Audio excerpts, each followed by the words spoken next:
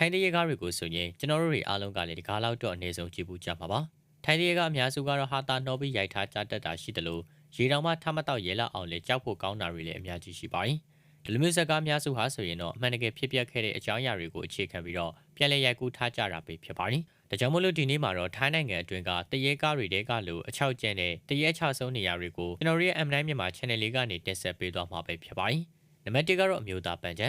တကယ်လို့တင်ကရေးစားလေးနဲ့ရင်ခုန်စရာတွေကိုဖန်တီးခြင်းနဲ့ဆိုရင်တော့ဒီပန်းချက်ကိုတွားထိတ်ကြဖို့အကြံပေးခြင်းပါတယ်။ဒီနေရာဟာဆိုရင်တော့အခုချိန်မှာလှပတဲ့ပန်းချက်တစ်ခုဖြစ်နေပေမဲ့အရင်ကတော့နိုင်ငံရဲ့အကြမ်းတမ်းဆုံးရာဇဝတ်သားတွေကိုချုပ်နှောင်ထားတဲ့ထောင်တစ်ခုဖြစ်ခဲ့ပါတယ်။အဲ့ဒီထောင်ဟာ1980နှစ်လွန်တွေကတည်းကရှိခဲ့ပြီးတော့ထောင်ကိုပိတ်သိမ်းပြီးတဲ့နောက်ပိုင်းမှာနှစ်တော်ကြာဆွန့်ပစ်ထားခဲ့ပါတယ်။ဒီနေရာကိုပြန်လည်အသုံးပြုဖို့အတွက်ကတော့1992ခု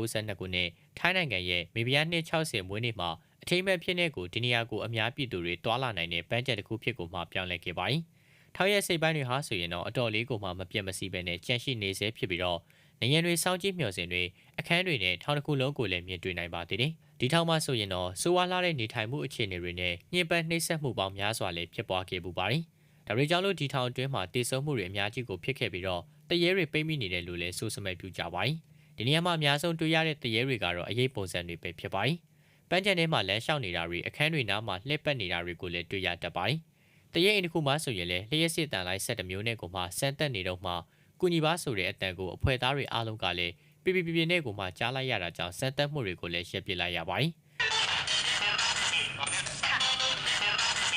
နံပါတ်2ကတော့ Ghost Tower ပဲဖြစ်ပါတယ်။ဒီနေရာဟာတရေတွေအများကြီးရှိတယ်လို့ဆိုကြပြီးတော့တရေမျှော်စင်လို့လည်းနာမည်တွင်ပါတယ်။49ရဲ့ရှိတဲ့ဒီအဆောက်အုံဟာ1998ခုနှစ်မှာထိုင်းနိုင်ငံငွေကြေးအကျပ်တဲကြောင့်စားလို့လက်စားတွေကိုခဏရထားလိုက်ရပါတယ်။ဒီမျှော်စင်ဟာဇင်ခံကွန်ဒိုတွေစောက်ဖို့ရည်ရွယ်ခဲ့ပေမဲ့လို့ပြီးစီးခဲ့ခြင်းမရှိဘဲနဲ့အခုချိန်မှာတော့မြို့ရဲ့တရေချဆုံနေရာတစ်ခုဖြစ်ကိုမှတတ်မှတ်ခံထားရပါတယ်။ဒီဆောင်ကိုဆုံးဖြတ်ခဲ့ရတဲ့အကြောင်းရင်းတွေကငွေကြေးအကြောင်းရင်းကြောင့်ဖြစ်နိုင်ပေမဲ့လို့ဒေသခံတွေကတော့ဒီမျှော်စင်ကိုတင်ကြိုင်ဟောင်းတစ်ခုပေါ်ကိုစောက်လုပ်ခဲ့တာကြောင့်ချိန်စာတက်နေတယ်လို့လည်းယုံကြည်ကြပါတယ်။2014ခုနှစ်မှာတော့ဓာတ်ပုံဆရာတယောက်ဟာဆိုရင်ဒီဆုတ်ပစ်ထားတဲ့မျှော်စင်ရဲ့43တက်မှာဆွေဒင်နိုင်ငံသားခီးသွွားတယောက်ရဲ့ရုပ်လောင်းကိုလည်းတွေ့ရှိခဲ့ပူပါတယ်။ဒီထက်ဟာဆိုရင်တော့တရေချဆုံးတက်လို့တော့မှတရင်တွေရှိပေမဲ့လို့တခြားသူတွေကတော့အစာအုပ်တစ်ခုလုံးမှာတရေတွေရှိတယ်လို့ဆိုကြပါတယ်။နံပါတ်3ကတော့ Bangkok Sky Hotel ပဲဖြစ်ပါတယ်။ Bangkok Sky Hotel ဟာဆိုရင်တော့ဘန်ကောက်မြို့ရဲ့အမြင့်ဆုံးနဲ့လူသွားလူလာအထူးထပ်ဆုံးဟိုတယ်တစ်ခုလည်းဖြစ်ပါတယ်။ရွေစားအားဖြင့်ဆိုရင်တော့88ထက်ရှိပြီးတော့309မီတာမြင့်ပါတယ်။